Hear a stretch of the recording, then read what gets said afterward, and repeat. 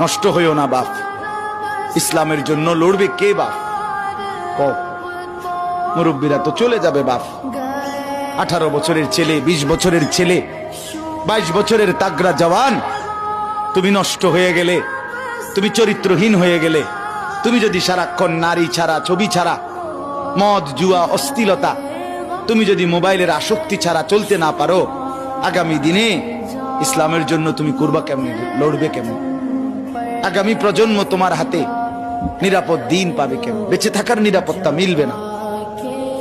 বেঁচে থাকা 53 বছর বাংলাদেশের বয়স, 53 বছরের সমাজে বেনামাজির সংখ্যা যদি এত বেশি হয়, 53 বছরের ভিতরে মোবাইলে আসক্ত যুবকের সংখ্যা যদি এত বেশি হয়, 53 বছরের ভিতরে বেপর্দা নারীর পরিমাণ যদি এত বেশি হয়, এত মসজিদ মাদ্রাসা চারদিকে থাকার পরেও যদি এই মসজিদ মাদ্রাসা ষড়যন্ত্রের কারণে কমে যায়,